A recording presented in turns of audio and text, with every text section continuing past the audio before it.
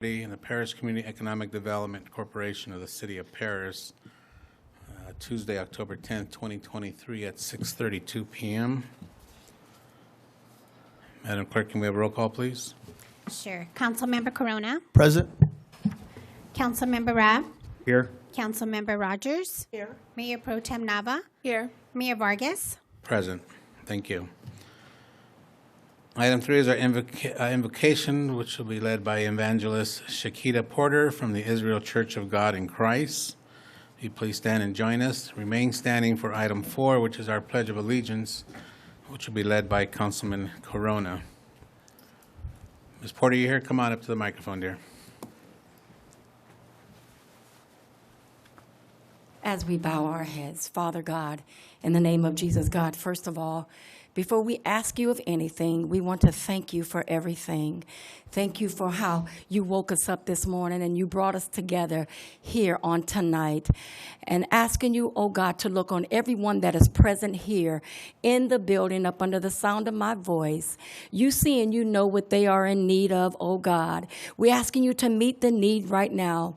Look on Mayor Vargas, oh God, as he head and lead the people. God, show him how to lead the people. Show him what to do. Give him what to say in the name of Jesus. And God, we asking you to bless everyone that's in leadership, oh God, in the name of Jesus, that we may come together as one, as in unity, as a community, in the name of Jesus. Bless everyone, oh God. Look on those that is over in Israel, God. We're asking you to look on them right now. Have mercy right now, in the mighty name of Jesus. God, there is nothing too hard for you, and we can't do nothing without you. In the name of Jesus, God, meet every need that's in this city, whatever is being brought forth on today, oh God, you see and you hear and you know what's going on in the name of Jesus. And again, oh God, I'm asking you to bless every person that's here up under the sound of my voice. In the name of Jesus, speak to their hearts, for you said in your word that the king's heart is in your hand and you turn it whichever way you want it to go, just like the rivers of water. And God, we thank you and we give your name the praise. We give you the glory and we give you the honor. In Jesus' matchless name, thank you, God, and amen. Okay, please join me in the Pledge of Allegiance. Put your right hand over your heart. Ready? Begin. I pledge allegiance to the flag of the United States of America and to the republic for which it stands, one nation, under God, indivisible, with liberty and justice for all. Thank you, Ms. Porter.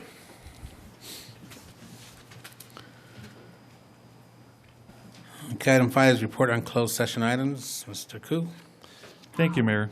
The City Council met in closed session on the items listed on the agenda.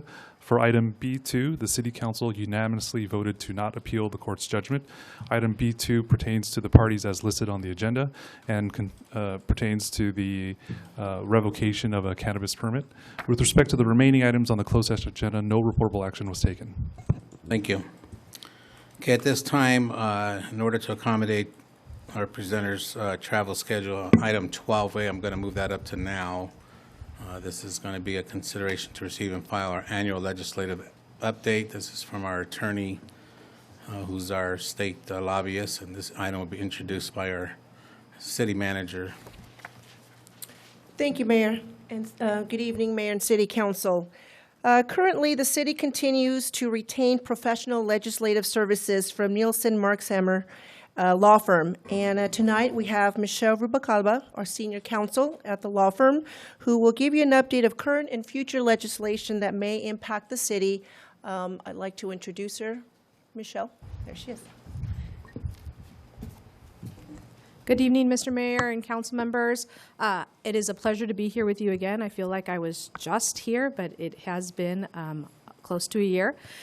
I do want to apologize. I had a colleague who was going to join me, a gentleman by the name of Jeff Neal. He's joined our efforts in representing the city, but he tested positive for COVID last night, so can't join us. But he has been in meetings with Clara and Wendell and Antonio on our efforts on behalf of the city. So thanks again for having me. I'll get back into my report for you guys. So this is where I was going to introduce Jeff to you guys. He's a great guy. He actually has over 20 years of experience on local governments. He used to work for the California Special Districts Association and then also for the County Statewide Association. So Jeff is joining the team representing the city of Paris, but unfortunately can't be here with us tonight. But he is very versed in local government public policy. So hopefully you will all get to meet him soon.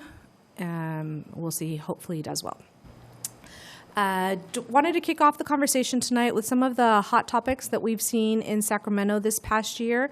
Hot topic number one is housing, right? We are always talking about the state's need for more housing. These are two bills that have been introduced and are on the governor's desk.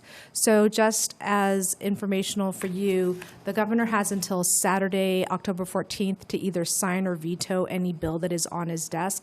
These two are currently on his desk, and he has not taken action, but they are in the world of housing to try and increase the housing stock here in California.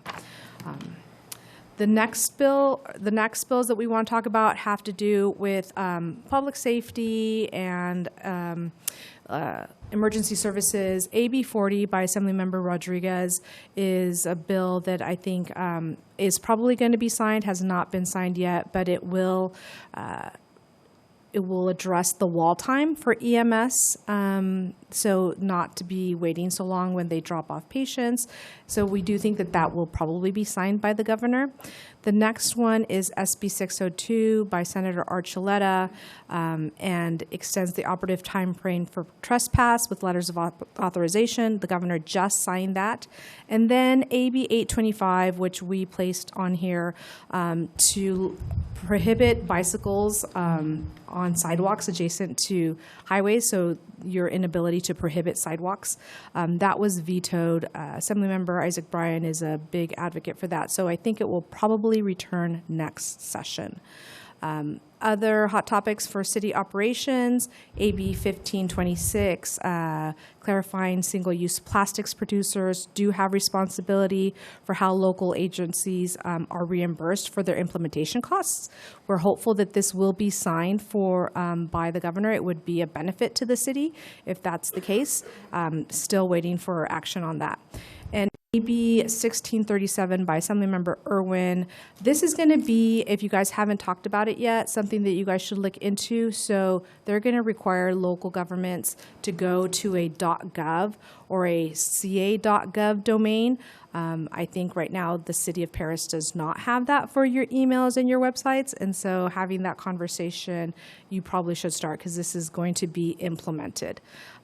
Just FYI, if you guys were not aware, we can give you more information on that offline. SB 43 by Senator Eggman. This has to do with helping localities with homeless people who are suffering from substance use disorders. And so having them go into conservatorships so that the localities can help them get the services that they're needing. People think that this will help with the amount of homelessness that's currently in local jurisdictions. So that was a big one. There was a lot of conversation on that one.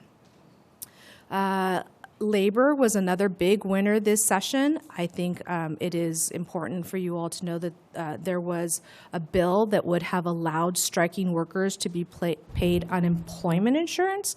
That was vetoed by the governor, but mostly because there were other significant bills that labor wanted that he did sign. So it was a balancing act on his behalf. The other one, which was vetoed, was AB 504 by Assemblymember Reyes. This would have prohibited local agencies from requiring or disciplining any striking workforce. So, like, for instance, if you had like law enforcement that was striking to require them to work, those kind of things. But that was vetoed. And then the last one on this particular topic by Assemblymember Zabur, having to do with temporary employees being included in bargaining units. So that was signed. That was one of the ones that labor was really looking forward to. Those were some of the legislative topics that were happening in 2023. These are some of the budgetary wins that we've had for the city of Paris. I am happy to report that in totality in the 2023 budget cycle, the city of Paris was allocated $10 million. So $7 million going to the Paris Southern California Railway Museum, 2 for your nutrition room, multi-purpose room at the Paris Senior Center, and then the $1 million for Phase 1 of Destination Paris project. So the city was very successful on their budgetary asks this year. I do want to manage expectations at this point. We will continue to ask for budgetary priorities for the city. We're going to be working with Clara and Wendell and Antonio to put together a list of small, medium, large budget asks on behalf of the city. But I do want to caution that we are hearing from the governor's office pretty early this year that there might be limited resources that are going to the senators and assembly members. But it's still, there's no harm in asking, so I do want the city to really consider what should be on our budgetary asks. I do want to also inform you, so 2024, there are going to be some significant initiatives on the ballot that you should be aware of. And the first one is this CBRT initiative. It is, the league is actually calling it, I have it here, the biggest threat to local taxing authority. And so want to make sure that you guys are aware of it. The league, in addition with other local agencies, will be opposing the efforts here. This has been the third time that this initiative is coming around. They tried it in 2018 and then in 2022, so it's back in 2024. They're going to give it another go. ACA 13, the league is behind supporting this one, and it's basically in response to the CBRT initiative. So what it does is it would protect local decision-making and makes the voters the ones that are the decision makers when you're trying to decide on what taxes to implement in a particular jurisdiction or region. So the two top, the CBRT and the ACA 13, they're kind of competing interests. And so we'll see which one actually wins at the ballot. ACA 1, this reduces the voting threshold to 55%, down from 2/3 for any local measures that are tied to local housing or public infrastructure. So this would allow for more local control. The league is also very positive on this one. Here's a couple that, especially this Government Transparency Act, I think that, maybe the city attorney and I can talk offline, but it's going to really impact Public Records Act requests. So it's going to broaden the scope of what can be asked for, and it's going to narrow the time within which you have to reply. So if you're already feeling, and I haven't actually had this conversation with Clara, but if you're already having significant Public Records Act requests and that's draining your resources, if this initiative passes, it will be a further drain on city resources. So this is a very problematic initiative for a lot of local governments, and the League and CSAC and RCRC, they're all trying to get together to find a way to combat this. Last, SCA 2, this initiative would repeal a constitutional article which requires a popular vote before localities can build low-income public housing. This would allow for more local control, for you to build in areas that you feel are necessary and just without having to go to the voters for that. So the League sees that as an increase in local authority. Looking forward to 2024, I think we've had some really great years. I know that there is a rising threat that might be coming from Senator Glazer, who was a senator that had SB 531, which is why I was initially hired to represent the city of Paris. He's going to be retiring and looking like he's going to try that again as kind of his legacy. So we'll be on the lookout for that. We'll be working with the city to figure out what our position is and how we want to address that. But The session will start again in January, will end in September. This is the time when we can prep for 2024. So if we can get a list of what the city's budgetary priorities are going to be legislatively, where we want to make sure that we're engaging on, whether that's housing, public safety, homelessness, all of those issues, this is when I start prepping for 2024.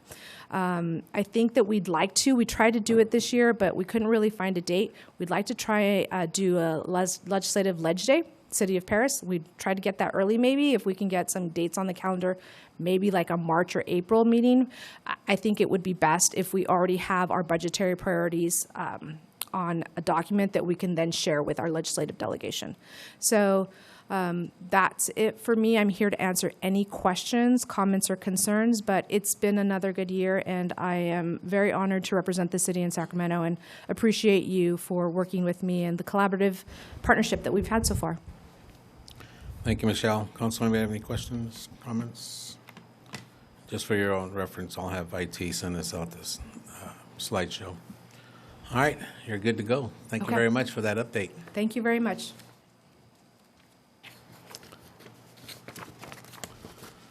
All right, moving back on, we are on item 6, presentations and announcements. 6A is a presentation by CR&R Incorporated regarding compliance numbers in the city of Paris. This item will be introduced by our Deputy City Manager, Ernie Reyna. Thank you, Mr. Mayor and members of the City Council. For this item, I'm going to go ahead and have a representative from CR&R come up. I take it Alex is not here, so come on up. Good evening, Honorable Mayor and Council members. My name is Parisa Jabeli. I'll be speaking on behalf of CR&R. At first, I'm going to go over the important trash law, SB 1383, and then I'll be going over your compliance numbers afterwards. Next slide, please. So SB 1383 was passed in 2016 by Governor Brown. The main objective is to separate food waste from the landfill to reduce methane emissions. Next slide, please. If you haven't seen them already, we do have auditors. It is a part of the law. Ours is very hands-on. We have 2 great auditors. They go throughout the entire city and look through your trash cans, your recycling, and your organics to see how the city's doing. And we have this really cool app where it generates how you're doing into a pie chart. And then we send it to the city when we're done with the community. Next slide, please. And then over here are your numbers. We are happy to announce that the City of Paris is 100% compliant. So if we go back to January 2022, for multifamily, which would be like apartments, you were 84% non-compliant. And as of October 2023, you are 100% compliant. So that's pretty incredible for your city. And for businesses, for recycling, you were 44.88% non-compliant, and as of today, you are 100% compliant. And multifamily recycling, 23% non-compliant, and as of today, 100% compliant. And organics for businesses, 30.35% non-compliant as of January 2022, and today, again, 100% compliant. Next slide, please. And there will be, you should be very proud. It's not easy to do. You may see some varying factors with your compliance numbers throughout this year and falling into next year. So new businesses could have a factor. So if the new business doesn't call us in, saying they have service, some businesses do deny their services, so it could take months. And that's where our team goes in to try to get everyone compliant, but it can be a process. So if you do see your numbers fluctuate, that could be why. In the future, not now. All right, next slide, please. Any questions? Thank you for that presentation. Councilman Corona? So I'm very happy that City of Paris is doing so good. But for reference, how does that compare to some of the other cities you represent and serve? So most of the cities are doing well. There are some cities that are compliant. Paris was one of the first. We're very happy and very proud. So most are doing very well. We've worked very hard to get all the cities compliant, but Paris was one of the first. Okay, great. Appreciate it. Thank you. All right, thank you very much. Thank you.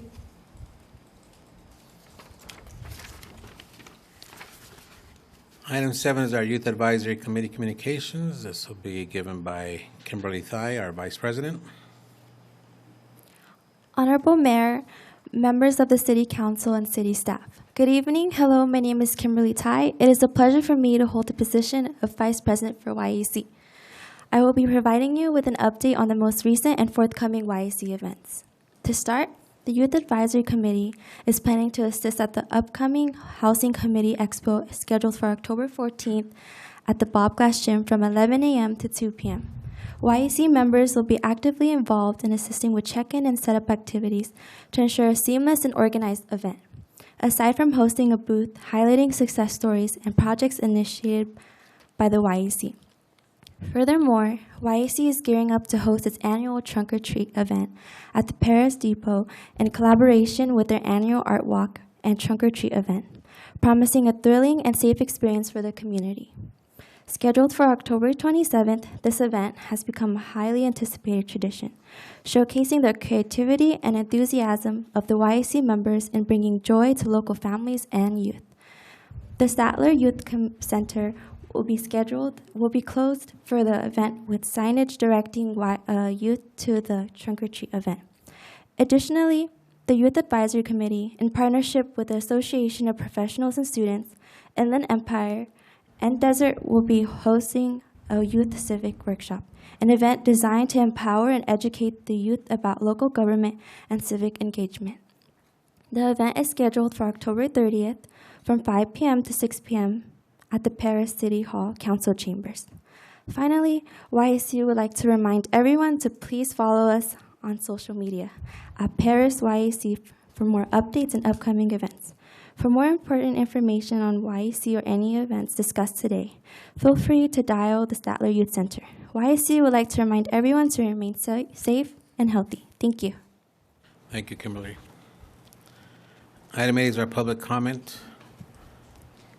This is the time when any member of the public may bring a matter to the attention of the mayor and the city council that is within our jurisdiction but not on the agenda. Madam Clerk, do you have any requests to speak? Yes, sir. Parissa Jabali. Come on up, Clarissa, you got 3 minutes. Hello again. I'll be speaking on behalf of the Paris Chamber Board of Directors this time.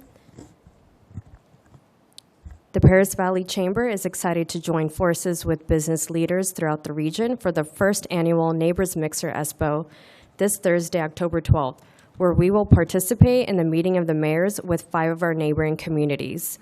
We will also be celebrating local businesses in the coming weeks. On Tuesday the 31st, we celebrate Paris Liberty Tax with trick-or-treating, raffles, and free notary services all day.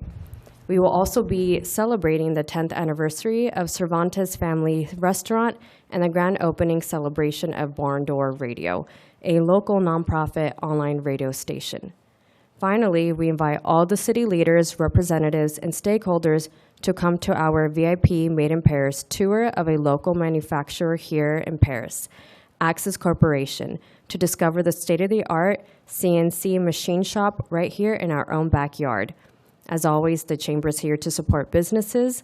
Please visit our website or follow us on social media, parischamber.net or Instagram at paris.chamber.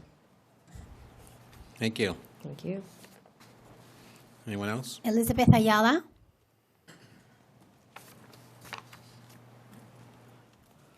Good evening, everyone.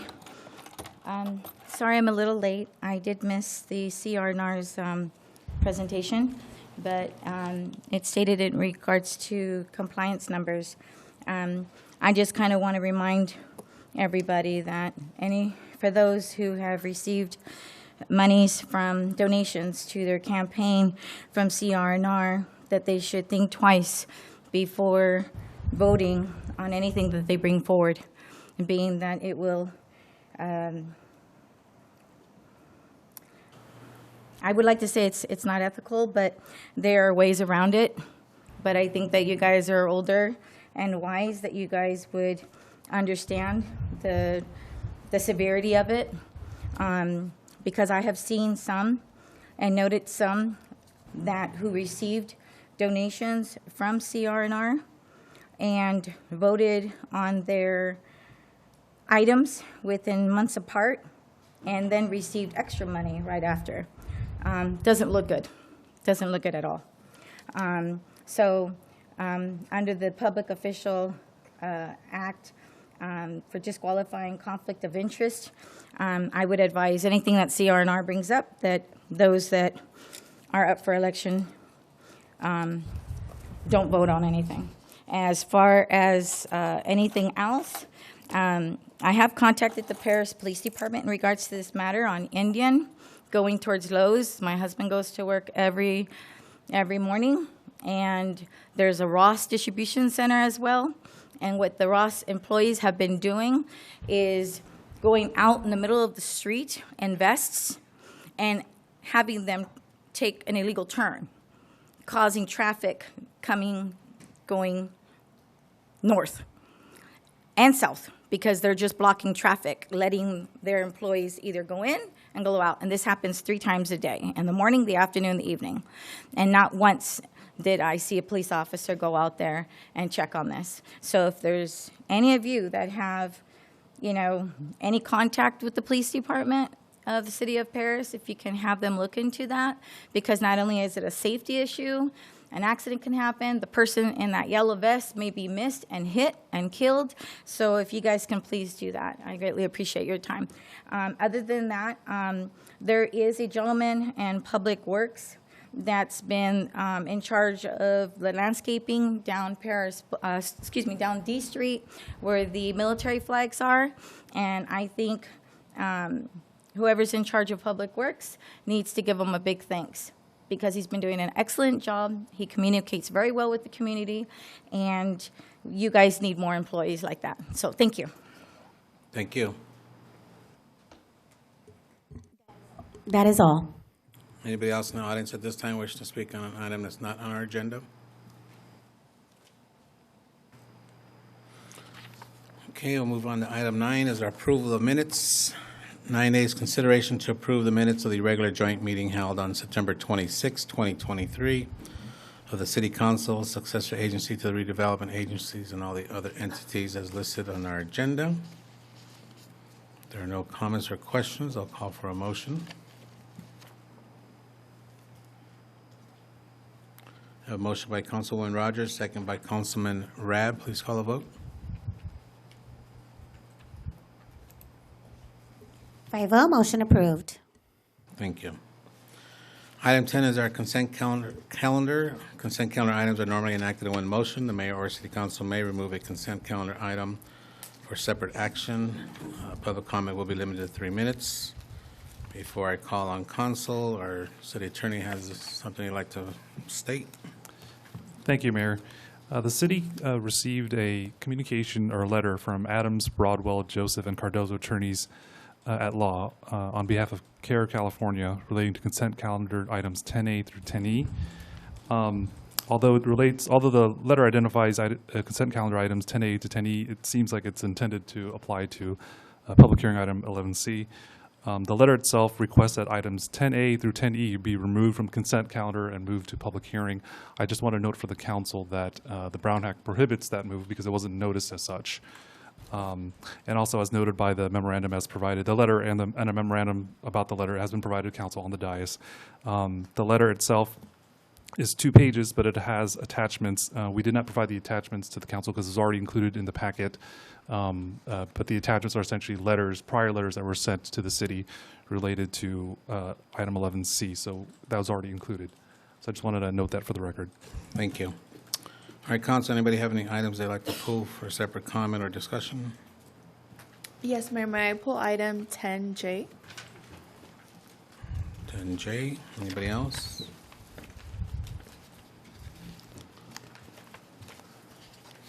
All right, there's no others. I'll be entertaining the motion to approve 10A through V as in Victor, excluding J. I have a motion by Councilwoman Rogers, second by Mayor Pro Tem Nava. Please call the vote. Mr. Mayor, if I may? Yes. Before we do that. we do Public comment. Public comment. Madam Clerk, do you have any requests to speak? Yes, I do have a public speaker that would like to speak in regards to 10A to E, Kelila Federman.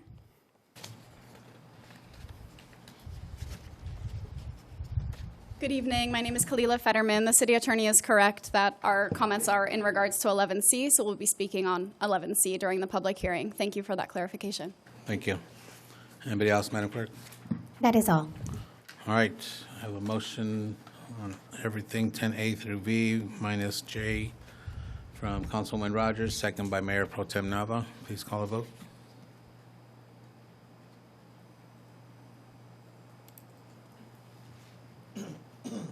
Five oh, motion approved. Thank you. 10J, Mayor Pro Tem. Thank you, Mayor. I wanted to call the attention to item 10J to express my concerns regarding the annual health premium for 2024 for our city employees. As it states, the increase would go from $21.75 per month out of pocket versus what is stated as $154.83. Now, that's a significant jump for out of pocket for our employees, and given that they are the backbone to our community, and I feel we need to express that not only in our words but in our actions, I'd like to bring up the fact if we could update using the average methodology to establish the city premium pay. And this is something that I've been in talks with our city manager and city attorney, and I was hoping that they could share a little bit more about that rather than the current methodology that we currently use, if we could adopt using the medium, I believe it was. Sure. Good evening. Thank you, Mayor Pro Tem. I'd like to turn it over to Finance Director Matthew Schenk. He will give you a little bit more explanation on how to use the average. Yes, thank you, Mayor Pro Tem Nava. Since 2014, we have used the median, and in recent years, it's increased much more. The median has increased versus, certain plans have increased much more than what the median is keeping up with. And we analyzed it when comparing this with an average as well to leave it open for the council's suggestion. Thank you. And I also wanted to point out that it's about 42, 43, forgot the number, but it's a significant amount of employees who would be affected. Yes, by currently in specific Kaiser, we have 44 employees enrolled. 44. Thank you for that. So it's something that I wanted to bring up for our mayor and council to consider. And those numbers, if we go to that format or style, what would the increase be? To the budget? Yes, if we... No. The to monthly premium. To the employee, the monthly premium to the employee. So the premium is going up for Kaiser up to $2,250. Originally, the current year it's at $1,900. So maybe if I could add to that, it was for 2023 it was $21.75 per month, and it's if we were to use a different methodology that I'm looking for, it would go up to $59.15. That's the number I'm asking about. Yeah, $59.15 The employee's per month. cost would go to $59. Oh, yes. Originally, it's at $21.75 currently, and Yeah. with the median, it'll go up to $154.83 out of pocket. That's the median. With the But the new median. formula that she's With the asking, average, that's the it'll number. bring it back down to $59.15 out of pocket. $59.50, exactly. Mayor, if I may. Yes. So the change would be that the resolution would read that the city's contribution per month would be increased to $2,190.92. Mr. Mayor, if I may? Sure, everybody's chiming in. I would also add that because the city's contract with the employees stipulates that it's used the median method, I would ask that any motion to approve would be subject to any meet confer obligations that the city may have with Obviously, yes. with the employees. Sure. And obviously failing, if the employees don't agree to it, then we just revert back to the standard formula under the contract, which is the median format. All right. Any other comments from anybody before we move on this? So for clarification, are you saying, Robert, that we need to discuss with the employees? So Correct. Meet and confer. Correct, but your approval, the motion would be to switch to the average formula, the average calculation, but contingent upon meeting, conferring with the Contingent, employees. okay. And then if they don't agree with it, hypothetically speaking, then we would switch back to the standard formula, which is the median-based formula. Okay, so Mr. Shank, you're saying that if we go from the median to the average, it would obviously increase the cost to the city, but it would lower the cost to the. Correct. It's less than $7,000 difference for the city. Okay. Oh, okay. Per year. Per year. Per year. Yeah. Okay. And then so I'd imagine based on that, then we have some employees that are well above that. Well above the. Well above the median. with the Correct. median. Okay. Okay. Thank you. Did you want to entertain a motion? So I'd like to entertain a motion, adding comments from our city attorney regarding the Teamsters, and then to revise the resolution to amend the city's contribution per month to $2,190.92. I'll second that motion. Are the numbers right? Okay. All right, I have a motion by Mayor Pro Tem Nava, second by Councilwoman Rogers. Call the vote, please.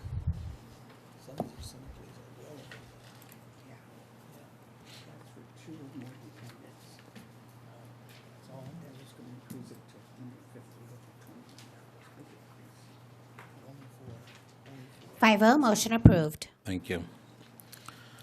Okay, takes us to item 11, our public hearings.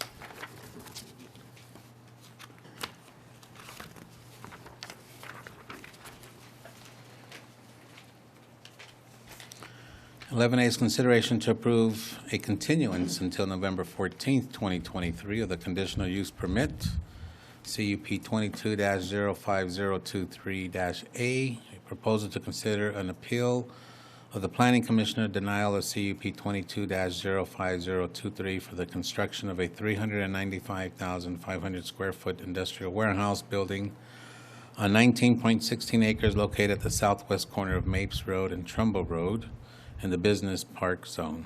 Applicant is Russell Pierce, RDP Development Incorporated. This will be introduced by our Director of Development Services, Mr. Kenneth Fung. Good evening, Mayor, members of the City Council. The applicant is just requesting a continuance to work out the project details further with staff, and they're just requesting to be moved to the November 14th hearing date. Very good, thank you. Since it is on the agenda, I'm going to be opening up the hearing in case somebody is here to speak. But Council, do you guys have any quick questions you want to clarify or anything? Yes. Councilman Corona? Yeah. So for clarification, are they trying to work out? Are they not trying to build a warehouse? Is that what they're trying? They're still working the detail. The applicant is here if you want to ask him questions, but he can provide further details. Yeah, sure. If the applicant is. Applicant, come on up, please.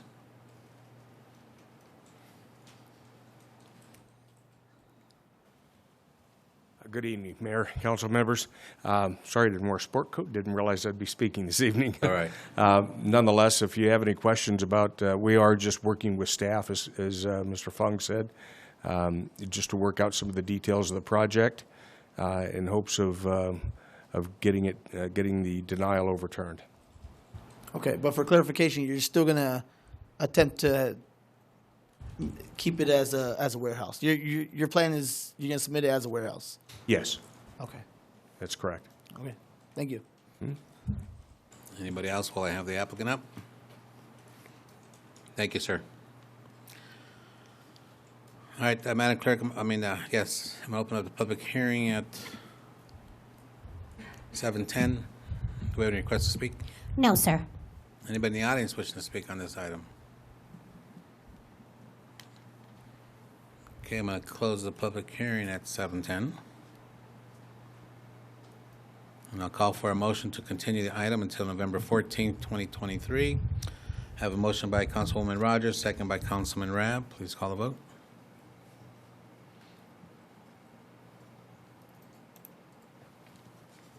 Five oh, motion approved. Thank you.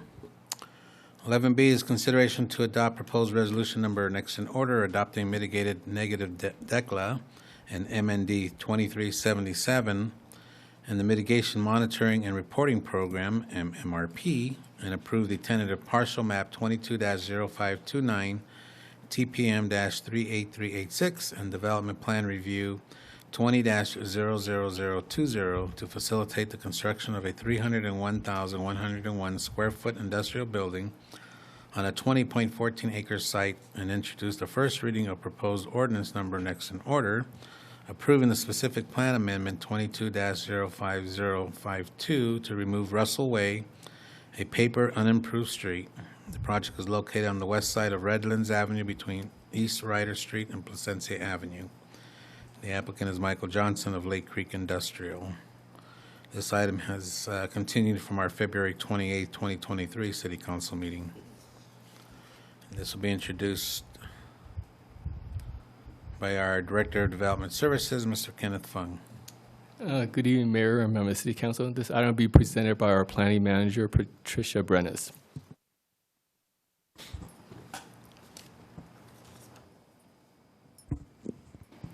Good evening, Honorable Mayor, Council members, City staff, Patricia Brenes. As you indicated just a little while ago, the project before you is for a specific plan amendment and a parcel map and development plan review for an industrial development on Redlands Avenue. As a way of background, the project has been continued by the City Council a couple of times at the applicant's request to allow them additional time to address the concerns by the City Council, Planning Commission, and resident. The concerns were primarily related to enhancing the architecture of the building, providing additional landscaping, providing greater building setback on the west side adjacent to the residences, assessing the project's truck traffic impact, and conducting community outreach.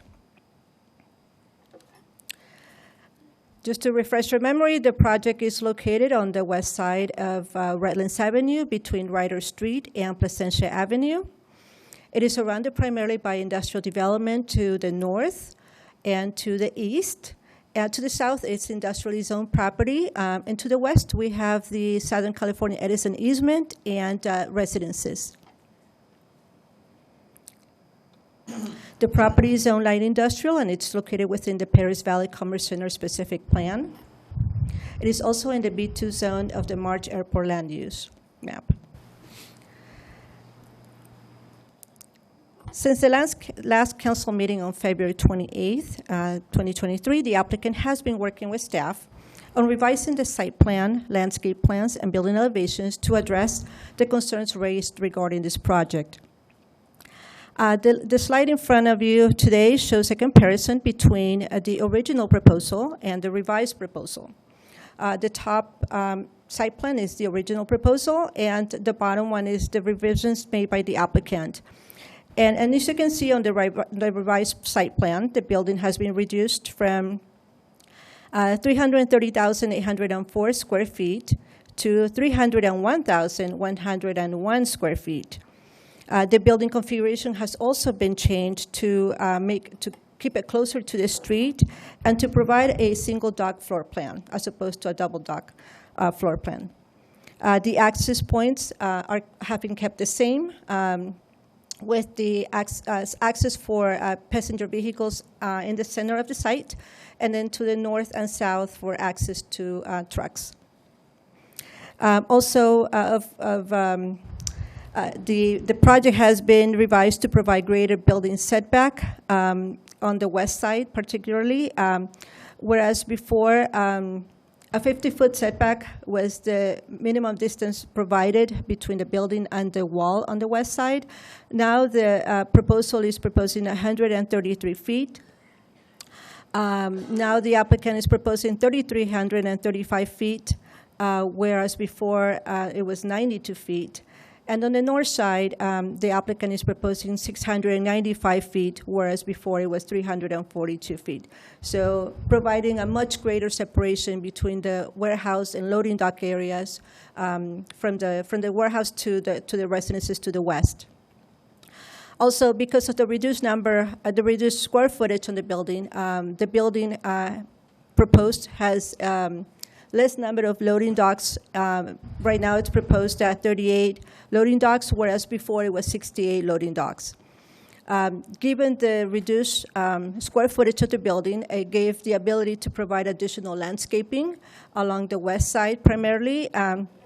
Originally, the proposal to the north proposed 10 feet along the west side adjacent to the 14-foot high wall, whereas now they're proposing 35 feet. There is also additional landscaping along the north and south sides of the building, and also on the west side of the truck parking area to provide additional screening from the residences to the west. And because of the additional landscaping, the landscaping coverage increased from 14.18% to 17.03%. The proposal will continue to provide the improvements that are already existing along the 42-foot wide Edison easement. And the building elevations have been enhanced, particularly the ones facing Redlands Avenue and the westerly building elevation facing the residences.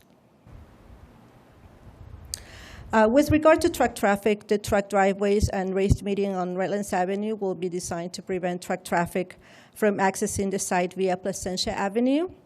The trucks will access the site via Harley Knox to the north down to Redlands, or via Placentia up to Indian Avenue to Morgan and up to Redlands Avenue. The applicant also provided information on the truck the truck traffic impacts on the truck traffic, and indicated that a study that was conducted for the site concluded that the city's truck routes would not be impacted by the truck traffic generated by this project. As part of this project, the applicant is also proposing community benefits. One of them is a community benefit donation of $602,202. And also, they have agreed to the condition of approval requiring planting outside the project site or payment of equivalent in lieu fee.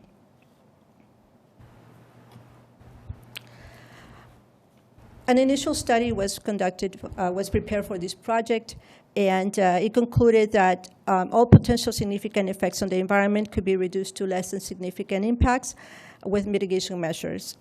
Staff received six letters regarding the project, and just wanted to know that the letter from Blum Collins on behalf of Golden State has been withdrawn. In essence, none of the letters raised any additional environmental impacts that haven't already been addressed in the M&D, and therefore recirculation would not be required.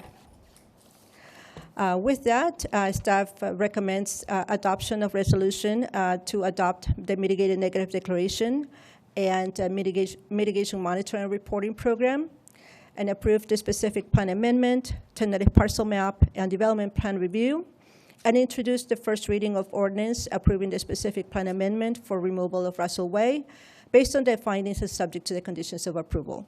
And that concludes staff presentation. I'll be happy to answer any questions. The applicant is also here and has a presentation for you. Thank you. Thank you. Before I open up the public hearing, Council, anybody have any quick questions for clarification? Okay, I'm going to open up the public hearing at 7:20. And I'll call on the applicant if you'd like to give a presentation.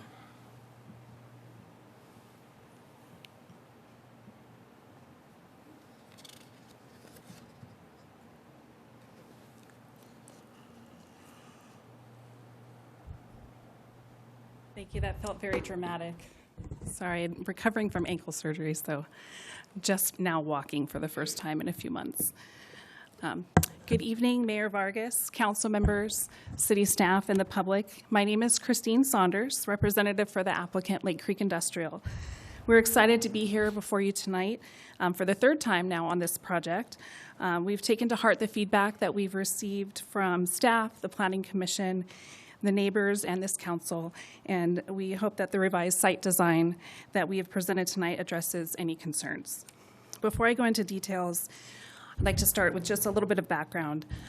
We initiated this project back in summer of 2020, and we knew that the site would be held to a higher design standard. So we reached for that by ensuring that we met or exceeded the development standards in the Paris Valley Commerce Center specific plan. In 2021, we met with the Ad Hoc Planning Commission Committee twice to further refine the project. The early part of 2022 was focused on performing technical studies for the CEQA document, which were completed just as the council was adopting the Good Neighbor Guidelines last summer. The project met or exceeded most of these guidelines, and the technical studies demonstrated that there were no impacts that could not be mitigated to less than significant, so we continued to move forward with the project.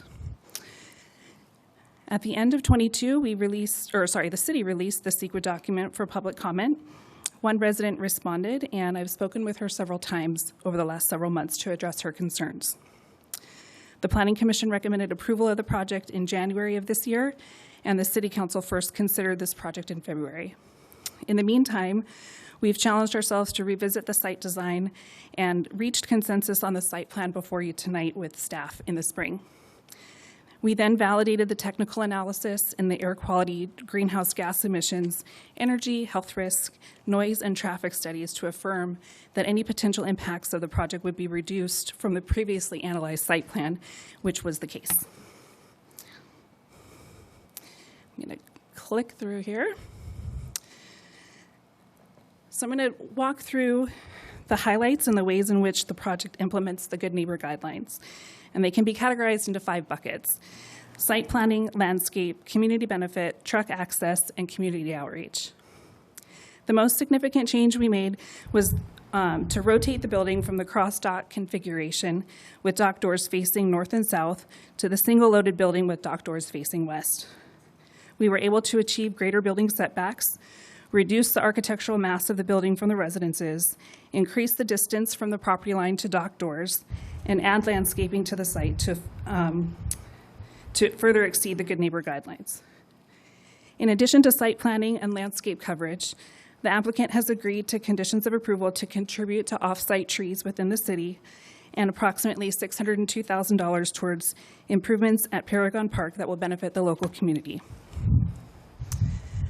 Patricia did a great job of summarizing this slide, but I just want to go through a couple of the features to the site plan that we've made adjustments to. The overall building square footage was reduced by about 32,000 square feet, and 30 dock doors were eliminated. With that, we were able to achieve all dock doors being a minimum of 300 feet from the residences.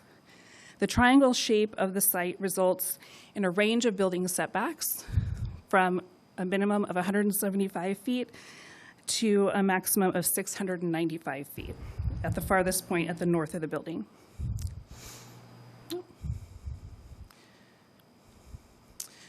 The landscape setback on the western property line was increased to 77 feet, which includes the SCE easement and 35 feet on the inside of the wall. And I'll go into more detail on the next slide to this important interface with the residential neighborhood. We were able to increase the landscape percent to more than 17% by incorporating landscape islands into the truck court. We also increased the number of trees on site by almost double, from 147 to 276 trees, by increasing the planting along the property lines.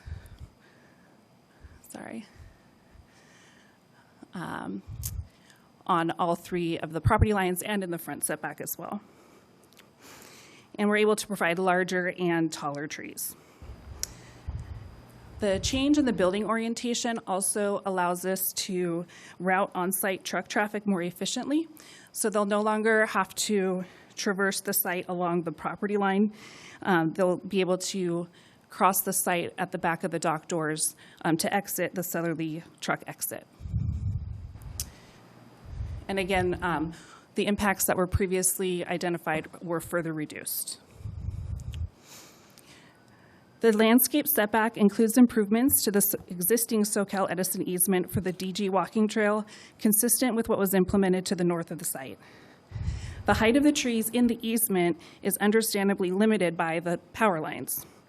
By increasing the landscape planter on the inside of the wall from 10 to 35 feet, we are able to plant a much more robust tree line of 48-inch box trees at 20 feet on center, which will nicely screen the residences in addition to the 14-foot high wall. It's important to note here that all but one of the residences to the west are single-story. Only one southerlymost house is two-story. We have studied the line of sight from the second story of this home, and there will be up to 4 layers of landscaping between the home and the building over that 175 approximate feet, and the dock doors will be screened by the building itself. In the next couple of slides, I'll highlight the features of truck access for the project and review the community outreach that was done with the neighbors.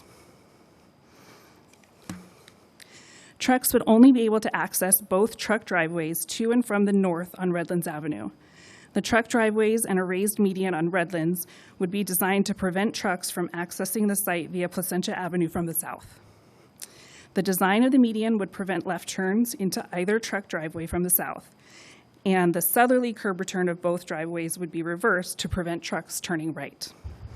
The only truck exit would be from the southerly driveway to make a left heading north on Redlands Avenue. Truck traffic serving the site would be required to use established city truck routes on either Morgan Street or Harley Knox Boulevard to access the 215. This calendar highlights the 5 public hearing opportunities that have been noticed with 3 mailings to the 300-foot radius: the Airport Land Use Commission, 2 Planning Commission hearings, and 2 council meetings prior to tonight. This council hearing was noticed to the 500-foot mailing radius and to all physical addresses on the shared property line. Additionally, the notice for the M&D was circulated by mail. Newspaper notice has been on the city's website and posted to the state clearinghouse. Oh, I think I went one too far. How do I go back? There was a, sorry. I don't know how to get back. There was a slide that showed, can you go back a couple? Oh, there it is. One more. One more after that. Sorry, the other way. We missed a slide somewhere. It's after this one. Oh, it got deleted. I don't know what happened. Sorry about that. So I had in there images of a letter that was sent in English and Spanish to all residences within the 500 feet. We provided both English and Spanish language contact numbers, and we have not received any calls prior to the hearing tonight. So with that, I'd like to thank the council and staff for your consideration this evening. The applicant and the team are available to answer any questions that you may have, and we request your approval of this project tonight. Thank you. Thank you. All right, Madam Clerk, do we have any public comment? Yes. Ralph Veladez. That's close. It's Ralph Velador. Sorry. No, that's fine. Thank you, Council, for having me tonight. My name is Ralph Velador. I'm here on behalf of the Southern California District Council for Laborers, and more importantly, our members who are here from Laborers Local 1184 here in Riverside County and here in Paris. And we fully support this project. This developer is a great partner of ours. Their ideals mirror ours for great pay and great benefited jobs. And we hope that if passed tonight, that we'll bring you a well-built project and something we can be proud of here in the city of Paris. Thank you very much. Thank you. That is all. Anybody else wishing to speak on this comment, on this item? All right, I'll open up to council for deliberation, questions. I have Councilman Rabb. Yes, I have a question either for the applicant or city staff. Going back to the map, can we point out particularly where the street we're potentially voting on the vacate is located within the project, the option 2? Can someone do that for me?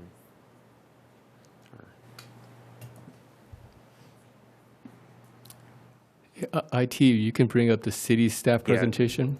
All right. Either one that shows not option 2, but the second, the more recent design.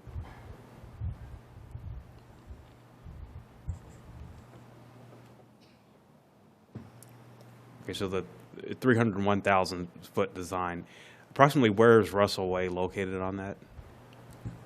It's about the middle. I can Is- show you the aerial so you can have a reference point right there. Okay, so about the middle of the project. Mhm. And just to clarify, we're not voting on rezoning any of the land from business office park or commercial to industrial? No, the site is already zoned to allow for industrial use. Okay. And then just another clarifying question. I mean, if, for instance, we voted not to vacate Russell Way, the applicant could still develop north of Russell Way and south of Russell Way, and anything they develop would not go to the city council, it would go to the planning department, correct? That is correct. Okay.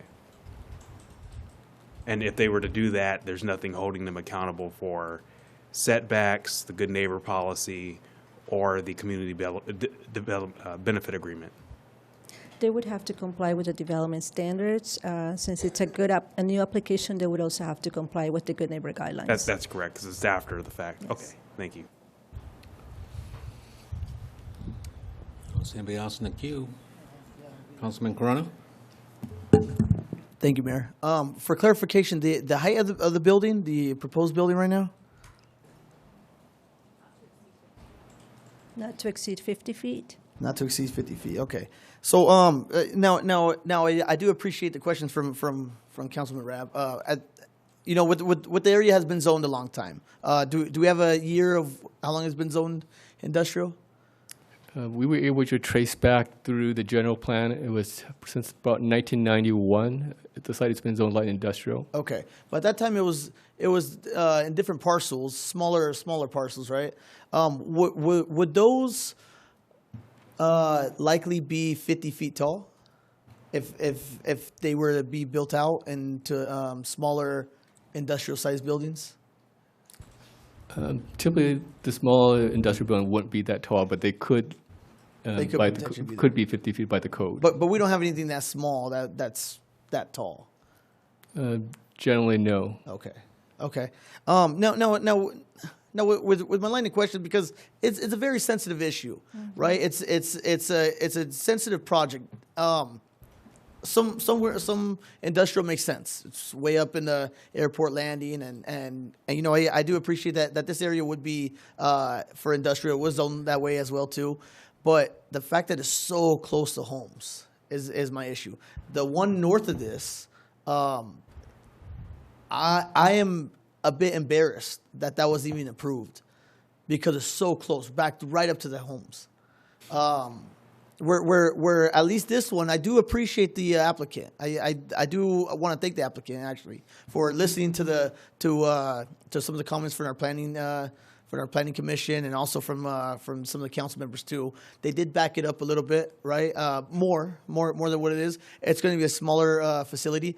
At the southwest corner, they did make that a little nicer for that one resident that does have to look in there. Now, keep in mind, I know it's only one resident, but if that was me, I would be very upset to lose my mountain views, the views of all the snow-capped mountains in the wintertime, and then what am I going to be looking at is just a straight wall. Just a wall right in front of me. Now, I do appreciate that you are putting landscaping, but until the landscaping does mature and grow out, they're looking at a blank wall for a long time, and I think that's going to reduce their property values. I know it's going to reduce property values. I do appreciate, though, that you did back things up, but my concern in this case is the truck axis, specifically the south. Now we do have our good neighbor policy that the council overall they approved. But the trucks coming out of the area, coming in and out. It looks like on the south one they could come in and out, but on the north axis they could only come in. Is that correct? Yes. Okay. Yes. Now, is there a reason for that? Like, why can't we make the trucks go out to the north side where they're further away from the homes? Is that an option?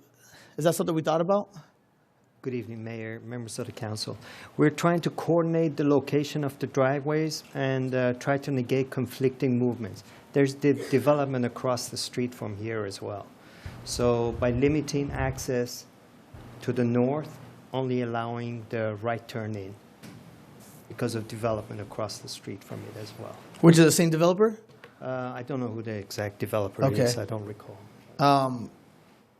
So we're trying to coordinate. Right, right, and I guess from an engineering traffic standpoint, it makes sense. But I'm speaking on behalf of the residents, where I just think if we can move the truck traffic away from the residents as much as possible. I know that they're already going to be doing a good job with the parking that's there. That's going to be west of the building. They're going to use the little mules, I guess, to kind of shift the trailers around. Right? Is that my understanding? Where like the trucks aren't actually going to be parking them themselves. But my concern is when the trucks are coming in and out of the location, they're coming right by the residents. And especially with that resident that already lost their view, now they're going to have to hear it all night long, just that constant humming of truck traffic. And I know a lot of the developers say, oh, we're going to work on this and the landscaping and stuff like that. But it's just this constant humming that people who actually have to live by the warehouses kind of oftentimes have to hear. Is that a possibility to have the north side as an access point of also going now? Is that? We'll have to take a look again, but we analyzed the location of the driveways and the maneuverability of the trucks, and that was the location that we could allow for right in, and then a left out from the southerly driveway. So would it have a light there? For control? No. No. Okay. It doesn't warrant a Okay. traffic signal? No. Yeah, but we're just trying to match it up with the property across the street. Correct. For But- better maneuverability for the trucks. Okay, but that property just got approved recently, right? Have they started construction? Yeah, not to my knowledge, but it's to the one directly to east of here. Okay. Do we have a map of that layout across the street? I believe a planner has an exhibit. Okay. We knew you were going to ask that question. Okay. Well, I definitely appreciate it. So with the current project that we're looking at is going to be along the south end, and then that has to match up with the one on across the street. Correct. Across the street, as I can see now, there's a driveway for autos. For the work for passenger vehicles. Correct. And so it makes sense to match those up. To match those up, try to negate any type of extensive stagger, not to stagger them as much. Okay. But this way, the trucks may, it would negate the conflicting movement with the autos and the trucks. Okay. Yeah. Now I'm not the engineer, but I'm just thinking if you just had the truck traffic come in and out through the north side, I mean there's not really much over there. But is that something we looked into? Is that a possibility? The one at the north, so we can ask the applicant, maybe the traffic engineers here as well. But as you can see, the north side, the development right to the north, there's a driveway there as well. Oh, and so you don't want to have We don't want to have too many too many maneuvers over vehicles going. Okay, that makes sense. Okay. Okay, and then with the community benefits, I do appreciate they are more than the last one, which was, I believe, across the street or down south across the street. But being that it's so close, I think the impact is more than double, actually. And I keep thinking about this project in Moreno Valley that was very similarly close to a housing tract in the same way. And the residents, they came out and they were offering them $15 million. But granted, it was 1.2 million square feet. So this is a quarter of the size. So I would think just proportionally, maybe a quarter of that would be more appropriate, being that it's going to impact those residents nearby.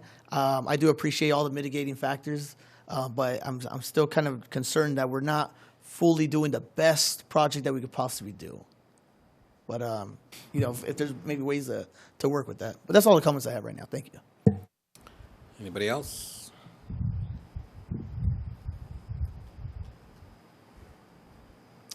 Can you go back to the site plan?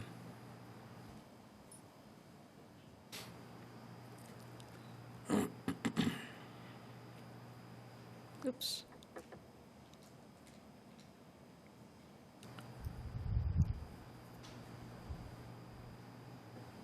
That one's good enough. This solid blue line on the very far left, going up and down, that's the wall. Correct. Okay.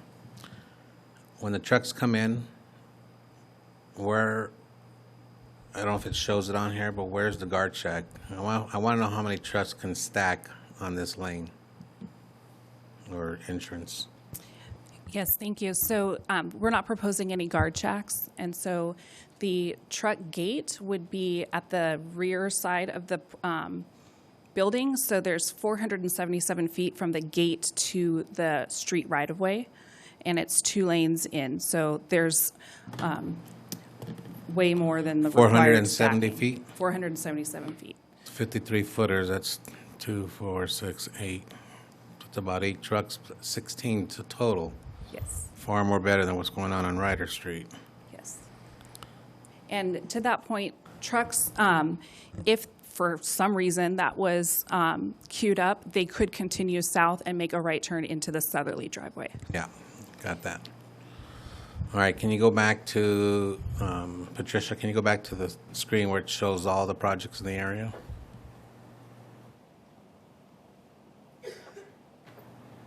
Right there. So I'm assuming there are views already obstructed by all these warehouses that are up there now. These are all pre-approved sites prior to this council? That's correct. And they're all in the zone for light industrial? Correct. And they're in an APZ zone also? That's correct. An accident potential zone, where we can't build houses? It's in a flight zone. And the flight It's zone? it's not an exponential zone, but it's in a flight zone that Gotcha. would limit. Okay. All right, that's all I have. All right, so if there's nothing else from anybody, I'm going to close the public hearing.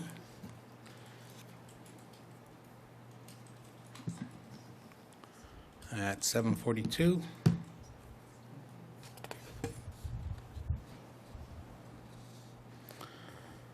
I do have one comment for the applicant, question. I just want to confirm that you have read and agreed with all the conditions of approval as indicated for this project? Yes, that's correct. Thank you. All right, Council, at this time, I'm going to entertain a motion on the resolution and the first reading of the ordinance. I have a motion by Councilwoman Rogers, second by Councilman Councilman Rabb. Please call the vote.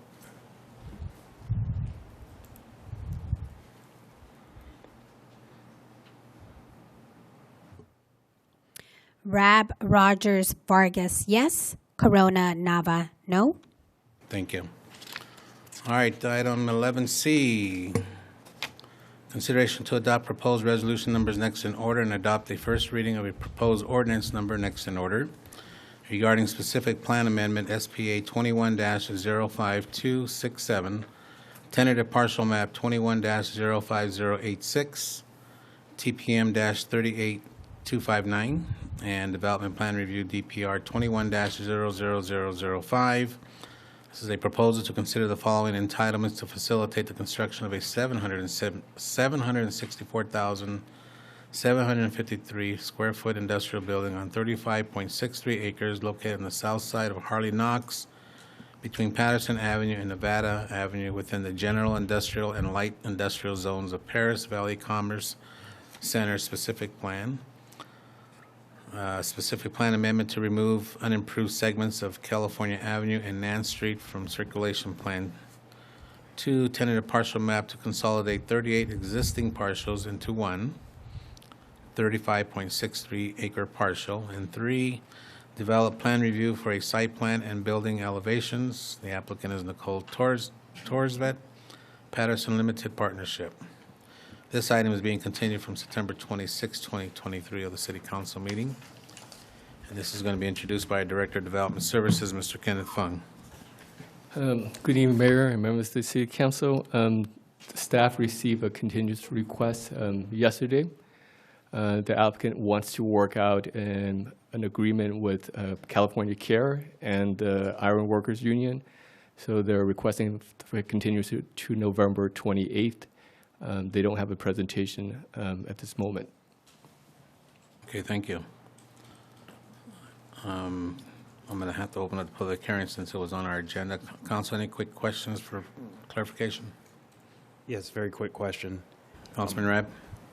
did they indicate that they will actually have it done by November 28th? Because this is the third time we've continued this. The applicant might be here. I spoke with, I know we asked for a representative to be here, but the goal is to kind of get an agreement before the hearing date. Okay. Councilman Corona, you had a quick question? Yeah, yes, I did. You know, I totally understand the part where they want to work with the iron worker labor union, but also they want to work with the CARE. And just for clarification, are they going to be doing any research or any type of study regarding the valley fever? Because I know that was CARE's main concern. Is that included in there? I believe Lou Monville, who represents the applicant, is here. I know that their email to us was that they want to work out an agreement with them. So yeah, but I wonder what that agreement entails. Like, is that a payout, or is that really an actual study for regards to the actual environmental concerns? Okay, let me interject here. They're asking for a continuance, and you're asking the wrong person any questions. Lou, can you answer any of these two questions for Councilman Corona?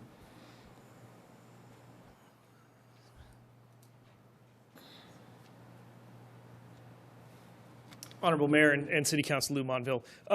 Councilman Corona, we are in discussions with them on a host of topics. I'm not at the table in those discussions. Okay. But I would assume that we're going to work towards a comprehensive agreement and solution. Okay. Will that include an environmental study? Again, I'm not at the table on those discussions, but our goal is to achieve the direction of the council, which is to work out a resolution with CARE, who represents the iron workers. So. Gotcha. Okay. Thank you. You're welcome. You good? Corona? I'm good now. All right, anybody else? All right, I'm going to open up the public hearing at 7:48. Did you have any other comments on behalf of the client, Mr. Lou? Okay. Madam Clerk, do we have any requests to speak? Yes, sir. Elijah Silva.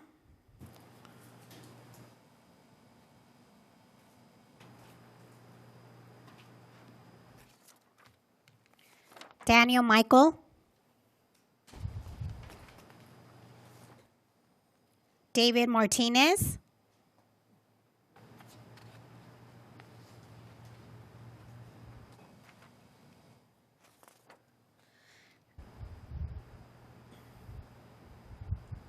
Is that it? Zach Strasser.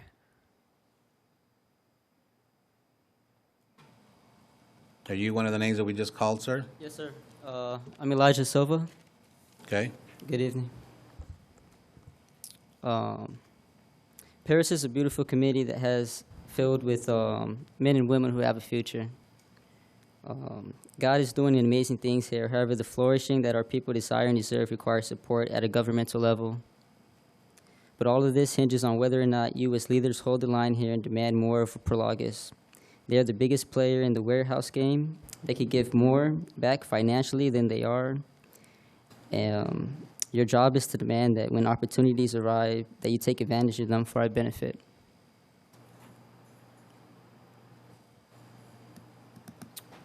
Let's see. If you don't hold the line here, you will sell us to whoever makes a bid at whatever price they offer.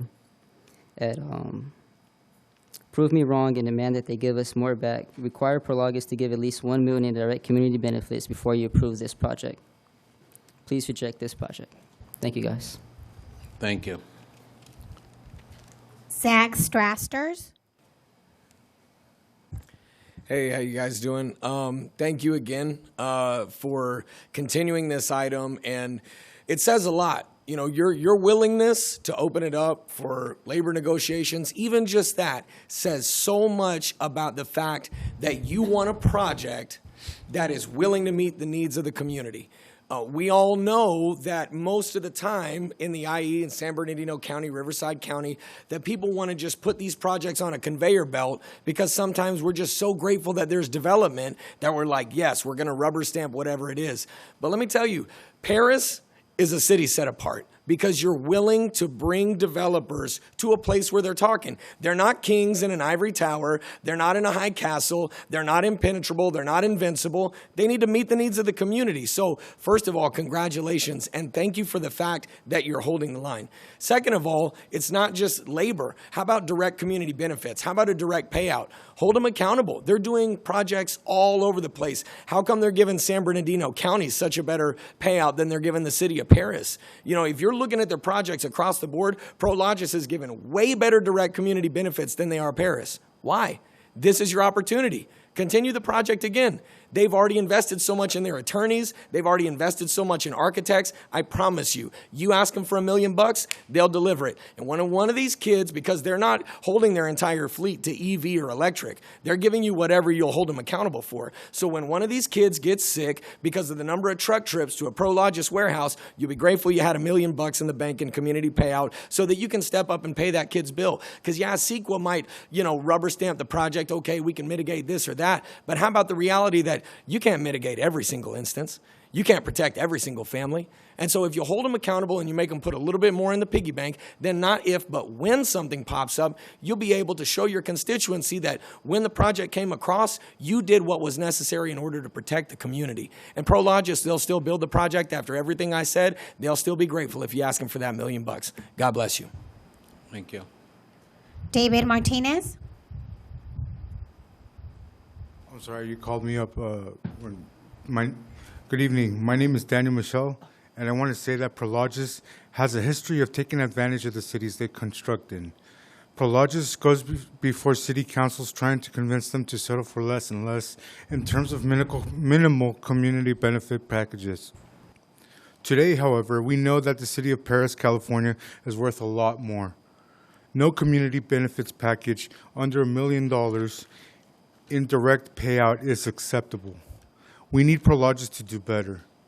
Making sense of who benefits the most in the long run should be a clear idea. The community should always come first and foremost. Please reject this project. Thank you and good night. Thank you. David Martinez.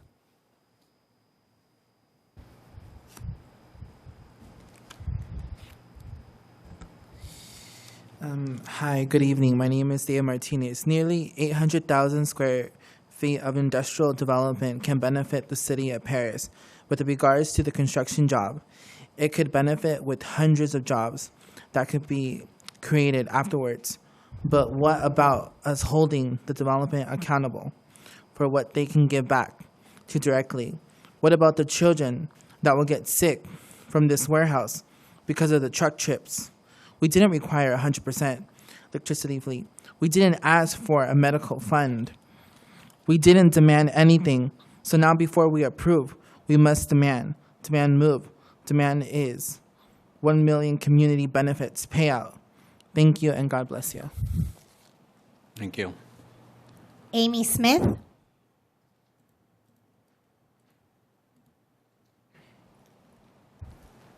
Good evening, Mayor and City Council. I'm here with CARE California. My name is Amy Smith, and we support the continuance, and we look forward to seeing you guys next month. Thank you so much. Robert Ramos.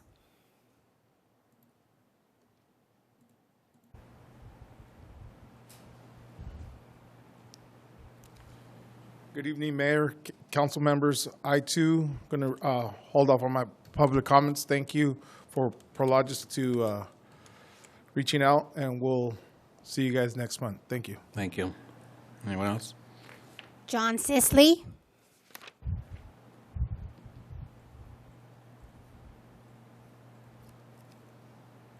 My name is John Sisley. I represent the plumbers, pipe fitters, and refrigeration for San Bernardino County and Riverside County, excuse me.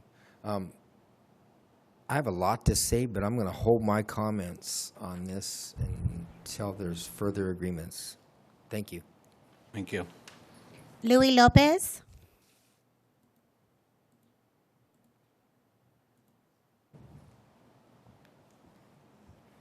Good evening, Mayor Vargas, council members, staff, community. On behalf of the Ironworkers Local 433 and some local residents here, the Ironworkers are going to hold our comments too and look forward to get in an agreement with Prologis. Thank you. Thank you. Robert Lugan.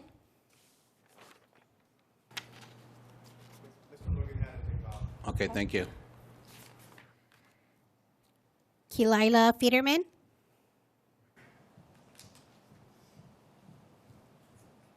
Good evening. My name is Kalila Fetterman. CARE California supports the continuance of this item to allow additional time to address the environmental impacts of the project that we addressed in our comments to the council. Thank you. Thank you. Ralph Velador.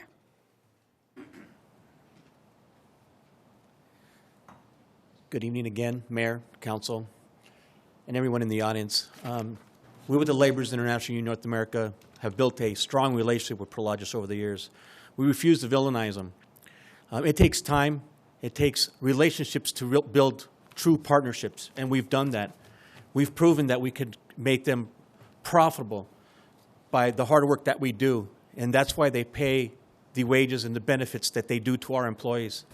I just want you to know a lot of these developers that we partner with took a long time to build a relationship with because it's private industrial work. They have to meet a certain percentage of profit. And we've showed these developers that we can meet them there. Again, give them the opportunity to do the work. They're doing it with folks that have proven over the years that we're profitable to them and they pay the wage that should be paid for these projects. So again, we refuse to villainize these developers that are out there because they do work with us. I know they don't work with everyone, but it would be great for them to try to build those relationships and stop demanding the relationship. It takes time to build them and build that trust to get these projects done. Thank you so much. Thank you. That is all. Anybody else at this time wishing to speak on this item? All right. Council, any more comments before we call for a motion? Can you, Mr. Fung, reiterate, is this a date specific or not yet? Yes, for the November 28th City Council meeting. So I'm looking for a motion to, well, first of all, let me close public hearing, which is at 7:58. And we'll call for a motion to move this item to November, 28th? Correct. 28th. I have a motion by Councilwoman Rogers, second by Councilman Rabb. Please call a vote.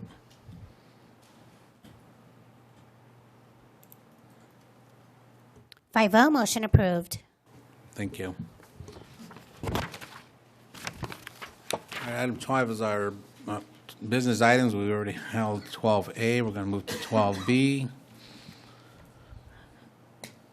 12B is consideration to approve the fiscal year 2023-24 capital improvement budget. This will be introduced by our Director of Finance, Mr. Matthew Schenk. Good evening, Honorable Mayor, members of the City Council. I'm excited tonight to give a very brief presentation on the 23-24 Draft Capital Improvement Program budget. As you can see with this timeline, it's been a long process. We started in July, just after approving the budget, when we started meeting with all departments. This is a very collaborative effort with all the departments and not just a finance document. You can see September 12th, we opened up the CIP workshop with the council and subsequently met with Parks and Rec Committee, Public Works Committee, Ways and Means Committee, and finally here tonight, we're here for the final approval with the City Council. We got 6 new items that were not on the original workshop back in September. 3 are new, 3 are existing projects for a total of $2.1 million. These are all parks projects, and it was not on the original CIP workshop. It was just requested that it goes to the Parks Committee for looking for a motion to move forward before putting it on the CIP. Looking at our beginning and ending balances, when we started this process, we had about $61.3 million available. That's coming from 20 different non-general fund funding sources. Important to note that general fund reserves are allowed to be used, obviously with council approval. Tonight, next slide, you'll see we're requesting just over $31 million out of these funds, which leaves us a remaining balance of approximately $32 million. Some of the larger items making that up is RBBD diff of $10.1 million, RBBD TUMF $13.5 million, $3 million in infrastructure, $4.1 million in public art diff, and just under $1 million left in fire diff. Again, these are just the remaining balances after the requests we have in front of you tonight. So in summary, our total capital improvement projects total with the requests we have tonight is $195 million going into the city. What makes that up? Streets has about 121, almost 122 million. Traffic signals, just under 10 million. Facilities, 20.7 million. Parks and Rec, total of 31.8 million. Storm drain, just over 10.5 million. And sewer, just over $500,000. Again, in summary, we have total requests of $31 million, funding from non-general fund sources. We are requesting $400,000 from general fund. And lastly, the new 292-page CIP book is now available online. The link is down below. Once approved by the council, I will be sure to move it over to the finance portion of the website. And I will also be printing and distributing a paper copy for all your books in your offices, as well as the rest of the staff of the city. So if you ever have a problem with insomnia, feel free to call me. I'll send you directly 292 pages, and that should take care of it in about 2 minutes. Thank you for adding to our library. And again, this was just a brief presentation. We've obviously went into much more detail multiple times with all the committees. And myself and the directors are here to answer any questions you may have. All right, Councilor, we have a quick clarification request before I call for public comment. Madam Clerk, do we have any requests to speak on this item? No, sir. Anybody in the audience wishing to speak at this time? All right, and I'll refer back to the council for any more comments or deliberation. Seeing none, I'll call for a motion on the fiscal year 2023-2024 capital improvement budget. I have a motion by Councilwoman Rogers, second by Councilman Corona. Please call the vote. Thank you, Matt, by the way, for that brief presentation. I would hope everybody would follow your suit. All right, still waiting for a couple. Oh, is that me? Waiting for me. Who else? Malcolm? Oh, sorry. All right. 5-0, motion approved. Thank you very much. Item C, consideration to receive and file and adopt the water shortage contingency plan introduced by Director of Public Works, Mr. Bryant Hill.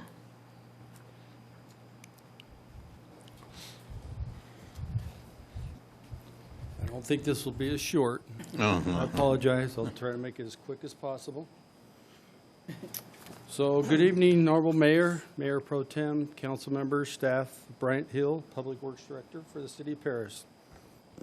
The item before you tonight is a water shortage contingency plan, and I'll give a brief overview of the plan.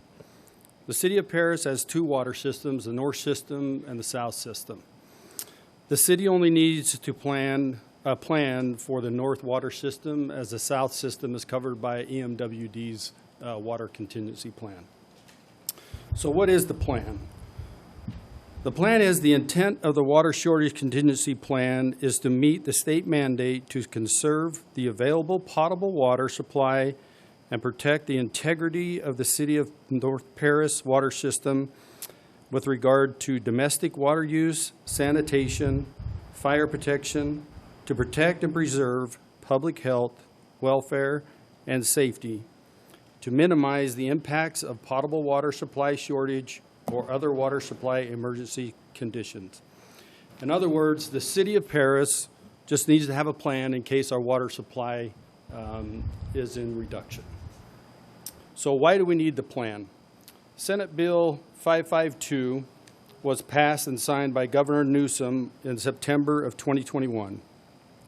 which requires state and local governments to share the responsibility for preparing and acting in the case of water shortage event. These new requirements are expected to improve the ability of Californians to manage future droughts and help prevent catastrophic impacts on drinking water for the communities vulnerable to the impacts of climate change. The bill outlines the new requirements for small water suppliers, county governments, the Department of Water Resources, and the State Water Board to implement more proactive drought planning and better prepare for future water shortage events or dry years. The plan outlines the procedures and best management practices in case there is a reduction in our water supply. We have prepared a plan with 6 different stages and the requirements for each stage.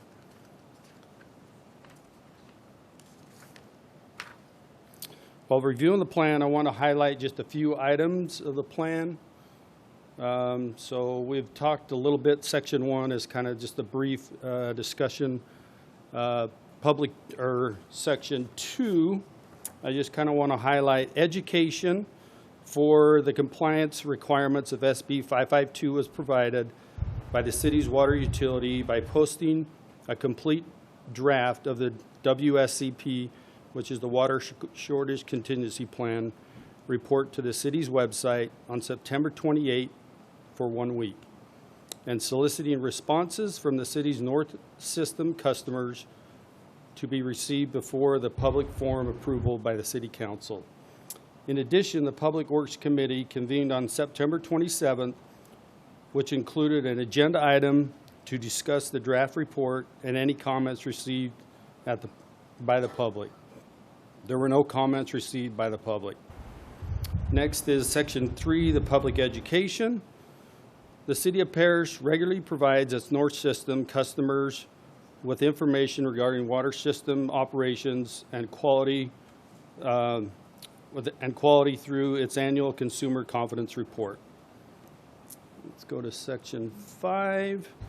Just to highlight here, the city's Director of Public Works or designee implements the applicable provisions of the plan as necessary to protect public health, safety, and welfare.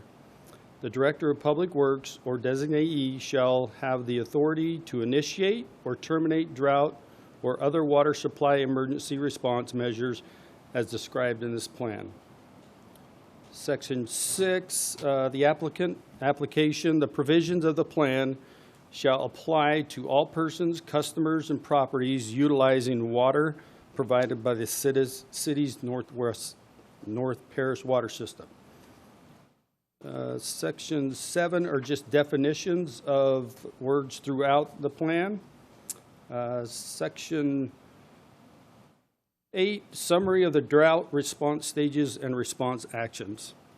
The Director of Public Works or designee shall monitor water supply and/or demand conditions monthly and determine when conditions warrant initiation or termination of each stage of the plan. That is when the specified triggers are reached.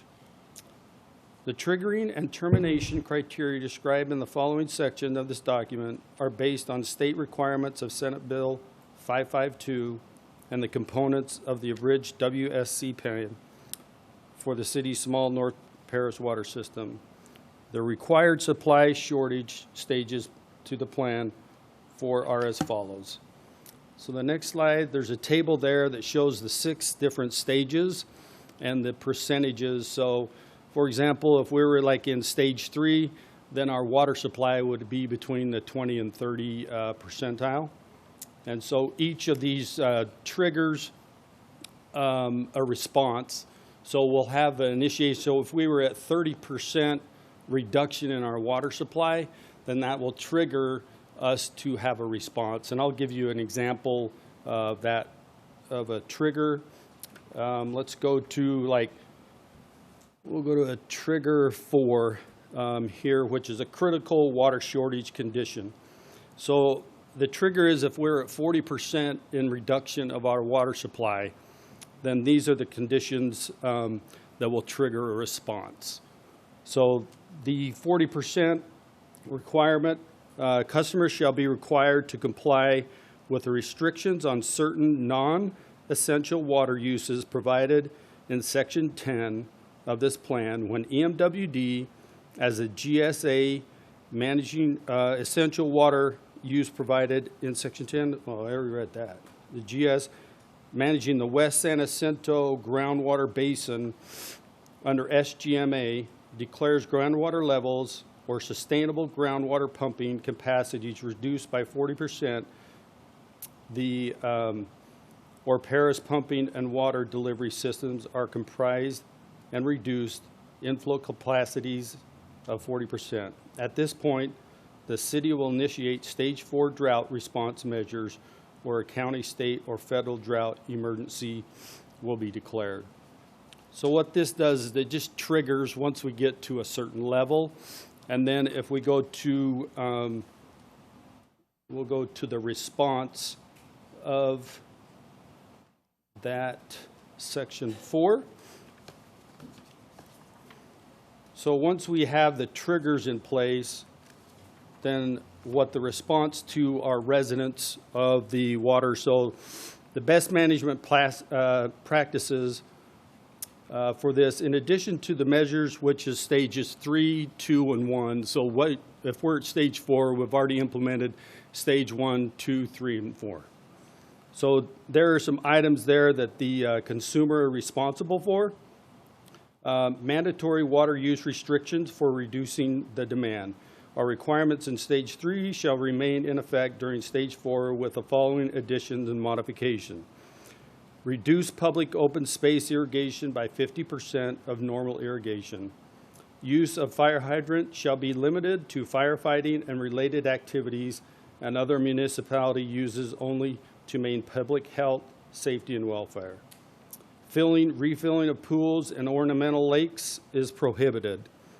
Washing of all types of vehicles is prohibited except when performed at a place of business using systems that recycle the wash water. Additional restrictions may be added by the city. I just want to go back up to how we are to notify and what we are to do in this section of notifications. Each section has a requirement that we're to notify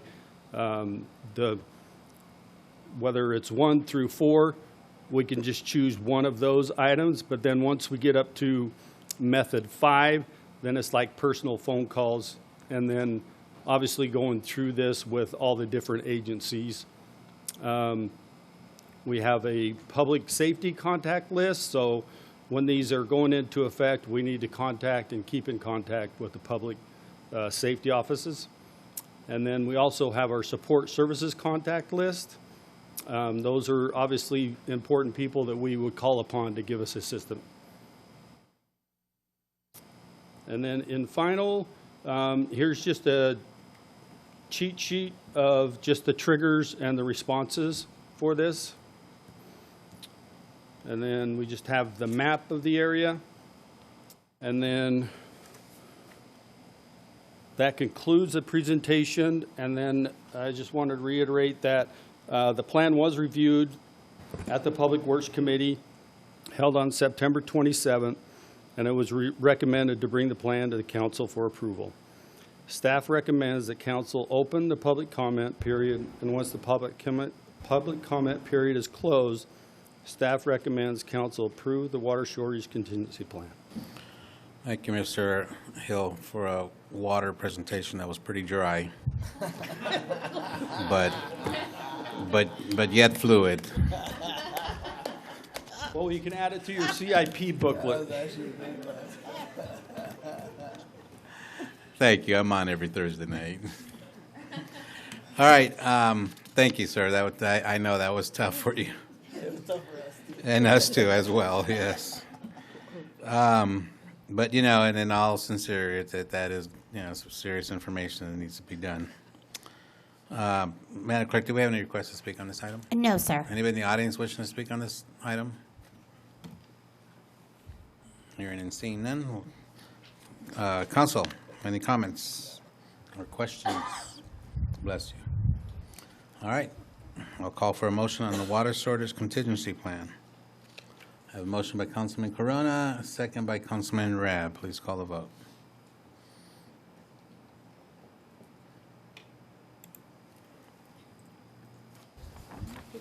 Five oh, motion approved. All right, thank you. That leads us to item 13, council communications. Councilwoman Rogers. WRCOG Admin and Finance will be meeting tomorrow morning to decide on our speaker for the General Assembly, which will be held on June 20th. We're in between two choices right now. The first one is the coach of the Rams, Sean McVay, or Admiral McRevin, who's the author of Make Your Bed. Those are our two. We had a number of people to go through, including the Obamas, Oprah Winfrey. Many of them were out of our price list, and those were the two that were available, and that's what we'll be deciding tomorrow. In addition, they are working on a grant for clean energy cars, and only 3 cities had signed up, and I said, no, Paris definitely wants to be part of it. They would pay for 50% of our clean energy vehicles. And October is Breast Cancer Awareness Month, so please make sure that if you might have a condition or need to have proactive mammograms to make sure that you have early detection, which is the best cure. And that's all I have this evening. Thank you.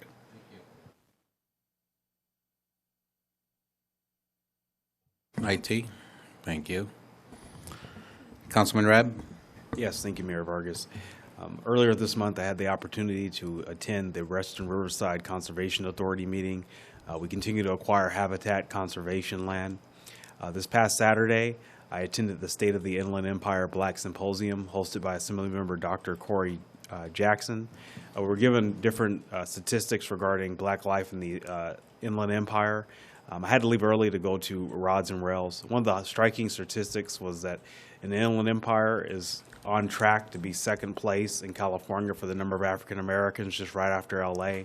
We're supplanting the Bay Area, and different statistics as to how to maternal health, assets, education. We were given all that. After that, I attended Rods and Rails and assisted Mayor Vargas in giving all the awards. And one thing I just want to commend staff for is that speaker after speaker, awardee after awardee complimented the city staff for their dedication, their professionalism. So just want to give a shout out to city staff for a well-attended and great event. The following Sunday, I attended the 90th anniversary for the Paris Valley Airport, the Canastra family. We also honored the Canastra family for all their contributions to the city.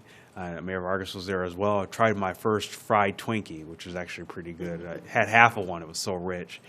So overall, it was a great event. We really appreciate all the things the airport has done for the community, bringing people into the community, people who spend money here, go to hotels here and shop here.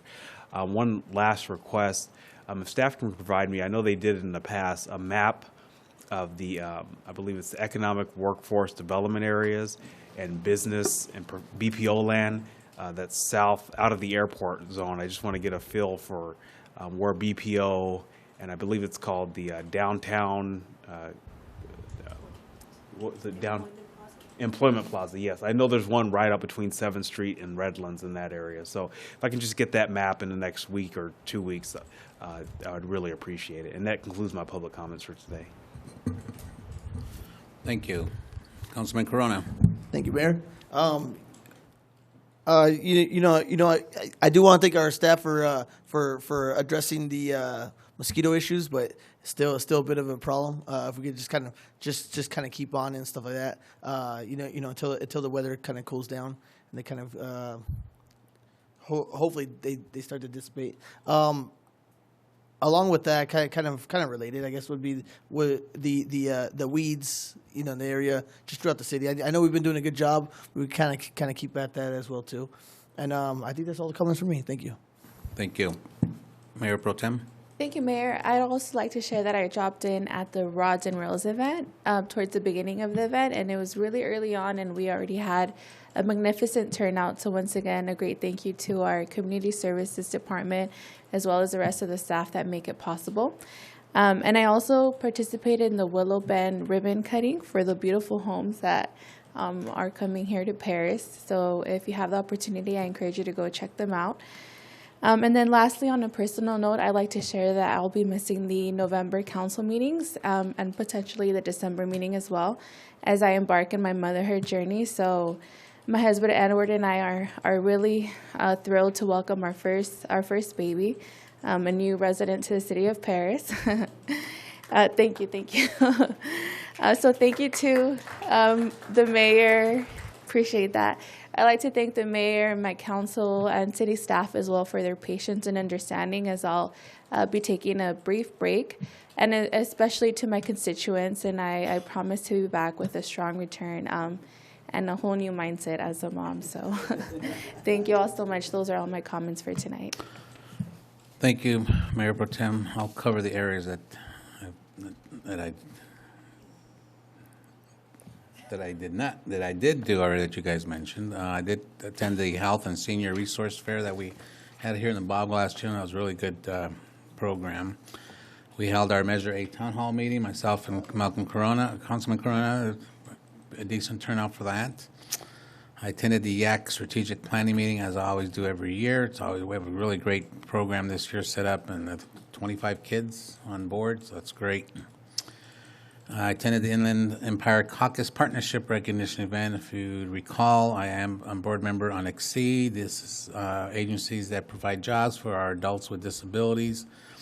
And Incendent, one of our warehouse facilities here in Paris, hires a lot of our folks from the Exceed program, and they were being honored as one of the partners involved in this program. Columbia Elementary College and Career Day, Salvation Army. Mayor Pro Tem joined me for the Salvation Army Adult Rehabilitation Center. They had a second chance event, really good event, well attended. Had the honors of tossing the coin at the Orange Vista High School homecoming game. They talked about rods and rails and the Paris Valley Airport. That's all I have. All right, I'll move on to item 14, City Manager's Report. Thank you, Mayor. The Housing Authority is hosting a Housing and Community Expo on Saturday, October 14th from 11 a.m. to 3 p.m. at the Bob Glass Gym. This is a free event and open to the general public. Also, there will be a used oil and filter collection event at the AutoZone Auto Parts at 401 East 4th Street on October 21st, Saturday, between 7:30 to 5 p.m. Residents can trade in a used oil filter for one of equal or lesser value and are able to recycle up to 5 gallons of motor oil per person free of charge. Also, as we are approaching our holidays, we have Halloween. The Ghouls and Goblins event will be held as our annual Halloween Harvest Festival on Friday, October 20th from 5 p.m. to 9 p.m. here at the Civic Center.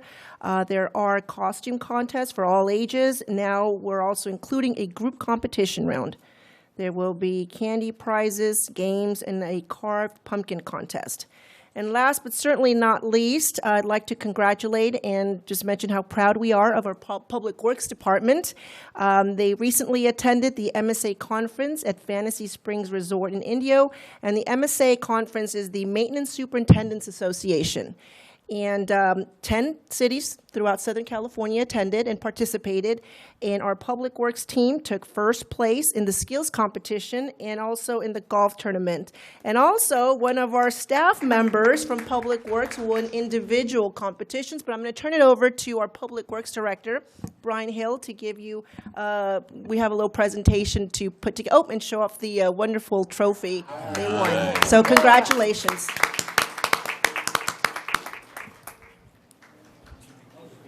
No, you're going to go up to the podium. Way to go. Yeah, this is a big deal for Public Works throughout Southern California. And they have a wheelbarrowing race, they have a mini excavator competition, and then a sign build, a street name sign build. And so, like Claire said, our Public Works crew leader, Zaid, took first in the sign build and third in the mini X. So here's just some pictures of that, and we're able to keep this trophy for 1 year, and then we have to take it back next year. The conference is in Arizona. So it has all the different city names on there that's been won? They've only got 2 on there, but yeah, they usually have them filled. Very nice. So present that to Mayor and Council. Awesome, thank you. I got a great location for that. And that concludes my report. Thank you. Thank you. All right. Unfortunately, we're at that point where it's item 15, our adjournment. Thank you, everybody, for joining us. For those watching on cable and YouTube, I think. Facebook, I don't know. Paris TV. Just cable. Good night, everybody. Thanks for coming.